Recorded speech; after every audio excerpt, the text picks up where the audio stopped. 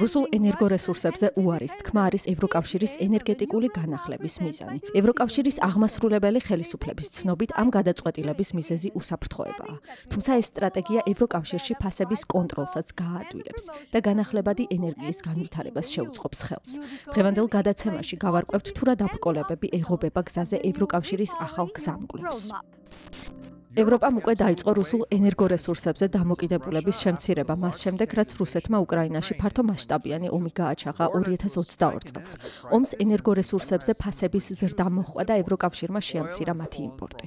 ნავთობის იმპორტის მოცულობა 27%-დან 3%-მდე დავიდა. ბუნებრივი აირისა კი 45-დან 19%-მდე. ქვანახშირი, რომელიც იმ დროისთვის ევროკავშირის მოხმარების 50%-ს შეადგენდა, სანქციებით მთლიანად აიკრძალა.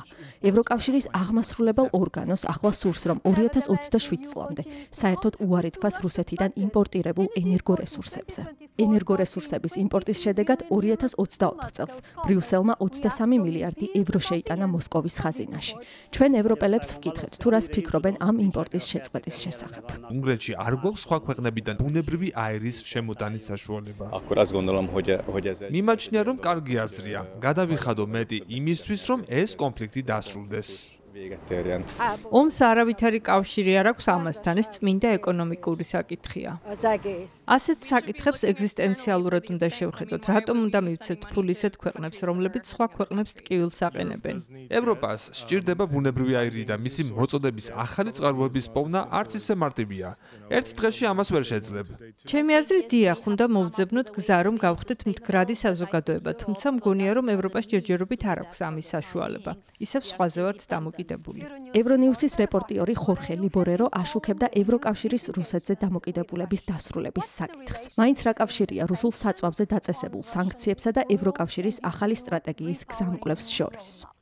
მათ შორის კავშირი არის, თუმცა ეს სტრატეგია მაინც განსხვავებულია. სანქციები არის საგარეო პოლიტიკის ინსტრუმენტი, რომელიც ძირითადად იმ შემოსავლის შეკვეცას ემსახურება, რომელსაც რუსეთი იღებს და უკრაინაში აგრესიული ომის წარმოებისათვის იყენებს. გზამკვლევის მთავარი მიზანი კი არის დაასრულოს რუსულ საწვავზე ჩვენი დამოკიდებულება. ასე რომ ორივეს ერთი ლოგიკა აქვს, მაგრამ გზამკვლევი მოიცავს ვაჭრობისა და ენერგეტიკული პოლიტიკის საკითხებს და იმიტომაც არის მნიშვნელოვანი, რომ ის არ მოითხოვს ისეთივე ერთსულოვნებას, როგორცაც სანქციები. მაინც რომელმა ქვეყნებმა შეიძლება არ თქვან უარი რუსულ საწვავზე. უნგრეთი, სლოვაკეთი, ისინი ჯერ ისევ რუსულ საწვავზე არიან დამოკიდებული. ისინი ამბობენ, რომ რუსეთზე დამოკიდებულების შემცირების შედეგად ფასები გაიზრდება და უფრო მერყევი იქნება როგორც კერძო მომხმარებლის, ისე კომპანიებისთვისაც. იმასაც ამბობენ, რომ ეს მიდგომა ლახავს თითოეული წევრი სახელმწიფოს სუვერენულ უფლებას, თავად განსაზღვროს საკუთარი ენერგეტიკული ბალანსი. მაგრამ რა კი ეს სტრატეგია არ მოითხოვს ერთსულოვნებას, მისი მიღება უფრო ადვილი უნდა იყოს. სწორედ ამიტომ ცდილობს ევროკომისია იპოვოს ახალი გზა, რომ ვაჭრობისა და ენერგოპოლიტიკის საშუალებით აუაროს გვერდი ინდივიდუალურ ხმის მიცემას მომავალში. მაინც როგორ აპირებს ევროკომისია რუსეთთან დადებული კონტრაქტების გაუქმებას და რა საფრთხე ემუქრებათ ამ სექტორში ჩართულ კომპანიებს. რისკები რა თქმა უნდა არსებობს, რადგან რუსულ კომპანიებთან როგორც წესი იდება გრძელვადიანი კონტრაქტები, რომლებიც მრავალ წელზეა გათვლილი და თუ კონტრაქტს დაარღვევ, ჯარიმაც უნდა გადაიხადო. ევროკომისია კი ამბობს ახლა, რომ რუსულ ბუნებრივ აირზე აკრძალვის დაწესების შემდეგ კომპანიებს მყარი საფუძველი ექნებათ აამოქმედონ ფორს-მაჟორული ვითარების მუხლი, რომელიც კომპანიებს იმავე კლიენტს საშუალებას აძლევს კონტრაქტი ჯარიმის გადახდის გარეშე დაარღვიოს, რადგან შეიქმნა ისეთი ვითარება, რომელიც მათ კონტროლს არ ექვემდებარება. ევროკავშირის ენერგეტიკული განახლების გზამკვლევი გამოდის ინიციატივით, რომ 2025 წლის ბოლომდე აიკრძალოს ბუნებრივი აირის იმპორტზე დადებული მოკლევადიანი კონტრაქტები. აიკრძალოს ასევე მსგავსი ტიპის ბუნებრივი აირის იმპორტის გრძელვადიანი კონტრაქტები 2027 წლის ბოლომდე. ახალი შეზღუდვები დაწესდეს ურანის, გამდიდრებული ურანისა და სხვა ტიპის ბირთვული მასალების იმპორტზე, მისი თანდათან შემცირების მიზნით. არ დაიდოს რუს მომწოდებლებთან ახალი კონტრაქტები, რომლებზეც ატომური ენერგიის ევროპული თანამეგობრობის, ეგრეთ წოდებული ევროატომის მოწოდების სააგენტო მოაწერს ხელს. ამის შედეგად ევროკავშირის წევრი ქვეყნების დაახლოებით მესამედი დაზარალდება. რუსულ ნავთობს მხოლოდ უნგრეთი და სლოვაკეთი იყენებენ. ბირთვულ მასალებსა და მომსახურებას კი 7 ქვეყანა იღებს. დღეს ჩვენთან სტუმრად არის ცვეტელინა პენკოვა, ბულგარელი სოციალისტი ევროპარლამენტარი, რომელიც მრეწველობის, კვლევისა და ენერგეტიკის კომიტეტის თავმჯდომარის მოადგილეა. რამდენად საკმარისია ევროკავშირის ინფრასტრუქტურა და მარაგი, რომ თავი ფასებიდან აიცილოს მიწოდების წყვეტა ბაზარზე, მათ შორის ფასების ზრდაც. ჩვენ ვცდილობდით უარი გვეთქვა რუსეთზე დამოკიდებულებაზე. ამიტომ ვქმნიდით მარაგს, პოულობდით ალტერნატიულ მომწოდებლებსა და მოწოდების მარშრუტებს. უამრავი რამ გავაკეთეთ საკანონმდებლო ჩარჩოს შექმნის კუთხითაც.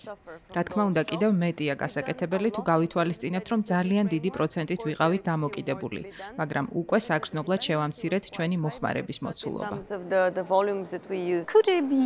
ისე ხომ არ გამოვა, რომ ბუნებრივი აირის მიღების კუთხით ახლა დამოკიდებული გავხდეთ ამერიკაზე, რომელთანაც სავაჭრო ომი გვაქვს. არსებობს ახალ ხაფანგში გაბმის საფრთხე.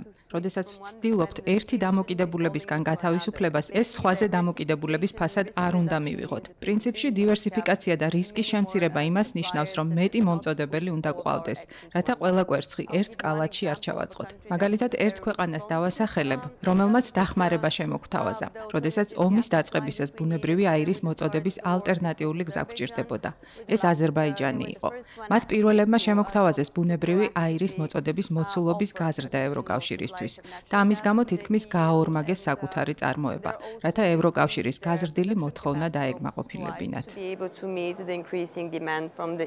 და ბოლოს, რამდენად წარმატებულად მიმდინარეობს ევროკავშირის განახლებად ენერგოპლატფორმაზე გადასვლის ეტაპი იმ დროს, როცა ევროპული მწვანე შეთანხმება ნელ-ნელა ყველას ავიწყდება. ჩემი აზრით, ევროპის მწვანე შეთანხმება ადგენს იმ ინფრასტრუქტურასა და ჩარჩოს, რომელიც შესაძლებლობას გვაძლევს ახლა რომ ინდუსტრიულ შეთანხმებაზე ვისაუბროთ. როდესაც საქმე ეხება ენერგეტიკულ სტაბილურობასა და ფასების პროგნოზირების შესაძლებლობას, აუცილებლად უნდა ითქვას, რომ საჭიროა ენერგომომარაგების წყაროების კარგი ბალანსი. ეს ნიშნავს განახლებადი ენერგიისა და საბაზისო სიმძლავრის წონასწორობას. ნამდვილად მიხარია, რომ ბირთვული ენერგიის შენახვისადმი დამოკიდებულება ევროპაში ახლა დადებითისკენ იცვლება, რადგან ჩვენი ენერგოსისტემის სტაბილურობა ბისთვის აუცილებელია საბაზისო სიმძლავრე და ამის უზრუნველყოფის ერთადერთი წყარო, რომელშიც ევროკავშირმა ინვესტიცია უნდა ჩადოს მომავალში, არის ბირთვული ენერგია.